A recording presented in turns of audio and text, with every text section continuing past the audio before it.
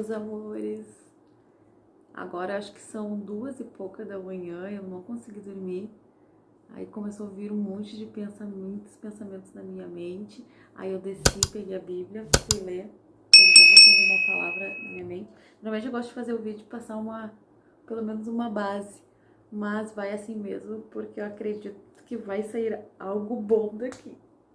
Bom, em primeiro lugar, deixa eu iniciar com o que eu tava pensando.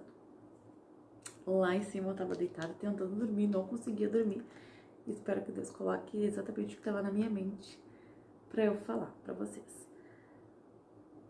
Bom, eu creio que Deus ele tem um propósito na minha vida, né? Colocou um propósito em mim para eu levar a palavra dele através de coisas que eu já passei, que foram difíceis para mim e que hoje Deus, com a ajuda do Espírito Santo, me trouxe até aqui e me ajudou a passar e suportar por tantas coisas.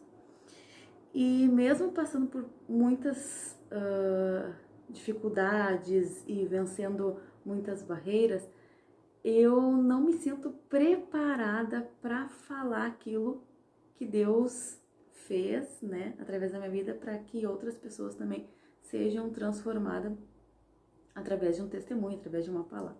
Porque às vezes a gente consegue se identificar com tal pessoa passou tal situação, eu passei por isso, eu tô passando igual, e aquilo que a pessoa fez e transformou a vida dela, uau, é legal porque eu passei, tô passando, e se deu certo, eu vou fazer igual, né? E muitas vezes eu não me sentia preparada pra falar. Mas deixa eu contar uma história pra vocês, tá? Eu sempre quis fazer teologia. Eu sempre tive esse desejo no meu coração e Deus me deu a oportunidade, graças a Deus, no final do ano passado eu comecei a fazer um curso teológico pela Unigrace, é maravilhoso. E ali eu tô aprendendo muita coisa. E cada vez que eu aprendo, parece que menos eu sei. E é maravilhoso, mas ao mesmo tempo a gente se sente, nossa, eu não sei nada. E junto com os meus colegas ali, eu vejo que eu sou a que menos sei. E às vezes eu tenho até vergonha de perguntar, porque são perguntas tão óbvias e tal, mas às vezes eu pergunto, tem vezes que eu me calo. Eu sei que é errado, né? A gente tem que colocar os nossos pensamentos. Só que tem um professor que é o Bispo Rude, que pra mim ele é o melhor professor. Vou entrar no 4º módulo, agora o mês que vem, fevereiro. Ele é um professor, assim, maravilhoso, maravilhoso. Ele ensina, eu não sei, uma forma diferente. Não tô menosprezando os outros professores, mas ele me chamou a atenção. Por algumas coisas que aconteceram. Ele me fez uma pergunta Me fez uma pergunta e tal. E eu disse assim pra ele que eu não me via preparada para aquilo. E ele disse assim, mas nós não estamos procurando vasos cheios, né? Ele não queria nada pronto, queria alguém mais ou menos assim. E aquilo ali me chamou a atenção. Talvez eu não esteja falando da forma correta como ele colocou ali. Mas eu digo assim, uau, porque às vezes a gente se sente tão pequeno que a gente não consegue e não tem a altura de certas pessoas para poder falar, né? Por exemplo, eu nunca ministrei, pregar, sim, né? Pregar, não sei se vocês vão entender. Ministrar a palavra numa igreja. Mas eu me vejo hoje ministrando aqui no YouTube, que eu acredito que é diferente de estar numa igreja, mas foi a maneira que Deus fez com que eu chegasse até aqui e falasse para vocês.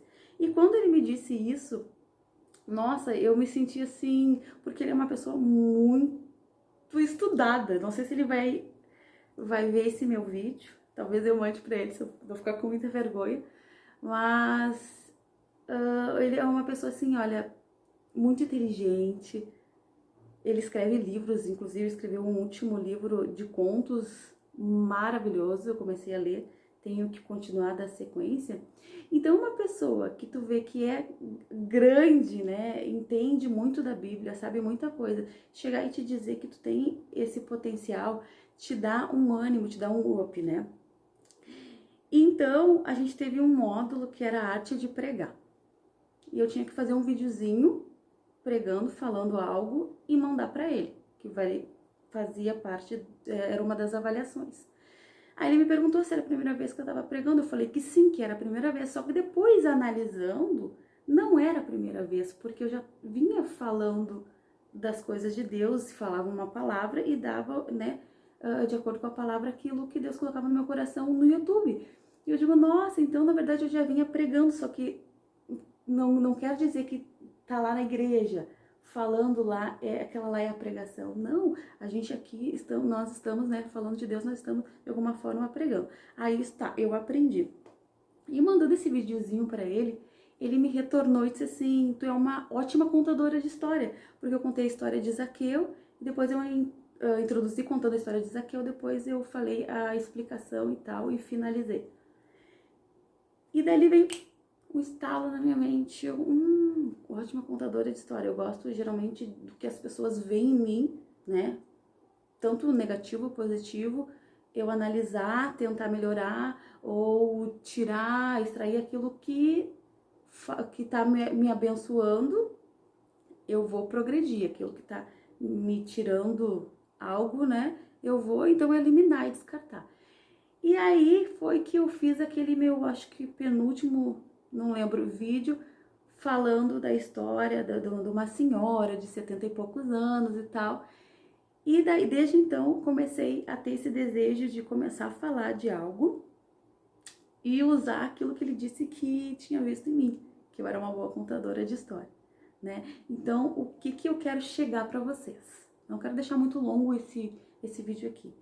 Que o quanto é importante a gente conseguir andar com pessoas que te elevam, né? Que fazem com que tu te sinta, por exemplo, eu me senti, talvez ele não sabia, mas eu me sentia uma das menores ali no curso, que não sei realmente quase nada, e sei que não sei, mas ele veio assim com uma palavra de fé, uma palavra de força, e fez eu ter o ânimo, né, pra seguir em frente e fazer aquilo que Deus, acredito que tá me moldando, me ensinando. Então, assim, ó, gente, o que eu penso, pego pra mim, né? Nós eliminarmos das nossas vidas aquelas pessoas que nos puxam pra baixo, porque nós sabemos que tem muito, né?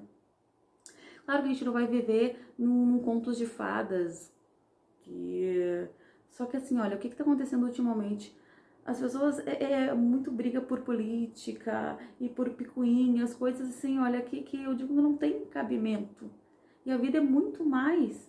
E no momento que a gente começar a deixar de lado essas pessoas que às vezes nos trazem, né, uma carga pesada, e começarmos a buscar mais de Deus e andar com pessoas que te elevam, né, as coisas começam a mudar. E eu tô vendo assim por mim, a partir do momento que eu comecei a falar mais, que eu comecei a me inteirar mais e ler mais a Bíblia, Deus começou a me capacitar. Porque se eu não iniciasse, né, falando aqui algo que Deus tem me ensinado, eu nunca iria ser aperfeiçoada. Eu acredito, eu tenho muito que aprender, mas eu acredito que a gente dando os primeiros passos e acreditando que a gente vai indo aos poucos e que Deus capacita, as coisas só têm a andar. Bom, espero que eu tenha sido clara. Então agora eu vou começar com a minha história, como o bispo Rude disse, que sou uma contadora de história. A minha história, na verdade, é uma história bíblica, tá? Conta a história de Agar. Ela era uma egípcia e ela era escrava, uma serva, né? Ela era serva de Sara e de Abraão. E Sara, ela era estéril e não podia ter filho, mas ela tinha uma promessa que ela iria gerar. Só que ela, com aquela ansiedade de ser mãe, ela teve a ideia então de fazer com que Agar gerasse no lugar dela, já que era a escrava, a serva, automaticamente o filho seria dela. Só que ela geraria com o marido dela, o marido de Sara, Abraão, geraria o filho com Agar, a sua serva. E assim aconteceu, né? Ela não esperou o tempo da promessa, que ela ainda ia ter o filho, mas ela quis adiantar, né? E nesse meio tempo o bebê nasceu e tal, aí ela começou, a Agar e a Sara começaram a ter algumas picuinhas e tal, e a Sara não se agradou daquilo e pediu para que Abraão mandasse a Agar embora, e assim ele fez. Mas tem toda uma história, vocês podem depois ler a Bíblia direitinho lá em Gênesis, no capítulo 21, se eu não me engano, aí conta toda a história. Então ali vai contar a história de Agar indo embora para o deserto com o seu filho. E ali tem todo o sofrimento dela como uma mãe solo, que agora a gente não diz mais mãe solteira, né? É uma mãe solo, porque não é um estado civil. E que eu vou chegar aqui no meu caso, né? Como mãe solo. E ela teve um momento de muito sofrimento lá no deserto, ela achando, né, que a vida dela estava acabada, chorou, o filho chorava muito e o anjo, Deus ouviu o choro do menino, aí veio um anjo, consolou ela e disse essas palavras assim: por que é que você está preocupada? Não tenha medo, pois Deus ouviu o choro do menino aí onde ele está. Vamos, levante o menino, pegue-o pela mão.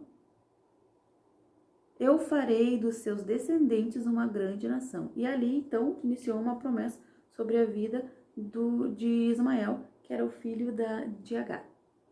E aconteceu mesmo que depois Deus cumpriu tudo aquilo que ele tinha prometido. Aí agora voltando aqui para minha vida, né, eu vou falar um pouquinho sobre como é que é a situação da mãe solo, né? Então aqui fica a dica para todas as mães. Gente, mãe solo não é fácil, né? Eu me tornei mãe solo, então quando a Isadora era bebezinho, eu acredito que quando a gente se torna mãe, a gente não imagina que a gente vai viver mãe solo. Apesar que hoje em dia também tem muitas pessoas que fazem inseminação e tal, que de repente, não sei, posso estar falando alguma coisa que não seja o certo, né? Mas tantas coisas têm mudado, talvez tenha mãe que é solo por opção. Mas acredito que não seria a maioria, né? Mas acontecem circunstâncias nas nossas vidas que a gente não escolhe, mas, né, E eu, como mãe solo também, eu passei por perrengues. Gente, não é fácil. Um bebezinho, tu sozinha, aí tem que trabalhar. Eu lembro, às vezes chegava gente na minha casa, tava aquela bagunça, tinha até fralda no chão. Eu passava maior vergonha. Mas foi um tempo que passou, né? Porque às vezes eu não conseguia dar conta de tudo. E a gente não consegue dar conta de tudo mesmo, né? E aí eu tinha que dar mamar pra Isa e fazer comida, e daqui a pouco ir trabalhar, e toda aquela função, e de noite levanta pra mamar, já acorda assim com sono. Então era muita responsabilidade pra mim. Então, como era tudo muito novo, eu tive que me adaptar. E eu digo assim, hoje a Isa já tem 11 anos, então a nossa casa, às vezes, tem coisas fora do lugar, mas assim, olha, quando tem a Isa, ela tem uma coisa com ela, que ela não consegue deixar nada desorganizado. E isso é bênção pra mim. Mas só agora que eu consegui viver isso, porque alguns anos atrás, com a Isa pequena, era uma bagunça. E não quer dizer porque eu era assim, não foi uma fase que eu passei, que eu tive que passar. Então, da mesma forma ali com a Agar, né, que ela viu sozinha como mãe solo, como vocês dizem agora, né? Já tá ultrapassada a mãe solteira, não se usa mais, como eu digo, que não é um estado civil. Mas Deus, ele ouviu o choro do menino, veio, socorreu e deu promessas para ela. E assim, da mesma forma que eu passei lá no início, que foi bem difícil. E muitas vezes tem coisas ainda que não é fácil, a gente vai aprendendo. Tudo é com a experiência que a gente vai aprendendo a ser mãe, vai aprendendo a lidar com circunstâncias que não são fáceis. Gente, tinha vezes que meu Deus do céu, eu digo assim, olha, a gente desconhece quem a gente é. Sabe? Que tu faz coisas e pensa coisas que eu digo é só Jesus mesmo. Porque se tu te descuidar, tu faz coisas que depois, mais tarde, a gente pode se arrepender, mas é tarde demais. Teve uma situação que eu tava tão desnorteada, eu não lembro agora o que aconteceu naquela época, mas eu tava tão desnorteada que a Isadora começou a chorar. Eu tava lavando a louça, eu tinha que fazer comida, eu tava com ela no colo. Eu peguei, gente, eu não sei se é certo falar aqui, mas talvez você se identifique, mas pelo amor de Deus, não me leve para um lado negativo, mas eu peguei o bracinho dela, eu mordi, ela era bebê. Me dói de falar isso agora, né? Mas na época, eu acho que aquele choro dela começou a entrar na minha mente, eu comecei a ficar apavorada e tanta coisa pra fazer, e mordi o bracinho dela. Imagina, da onde isso? Depois, mais tarde, eu chorei de ver assim, ficou a marquinha no bracinho dela. Eu contei uma vez, ai, eu contei pra ela, ela chorou algum tempo atrás, sabe? Mas eu digo assim, porque eu entendo, eu sei porque eu já passei por isso. São momentos difíceis que só uma mãe solo sabe o que é que a gente tem que carregar. Isso é só um pedacinho, né? Tem muitas outras coisas que eu posso, ao longo do tempo, ir falando pra vocês. Mas a questão é o seguinte, que Deus, ele tinha uma promessa, né? E ele tem uma promessa, e a promessa era na minha vida, na vida da minha filha, e aos poucos ele foi me mostrando e eu fui aprendendo a lidar com aquela situação.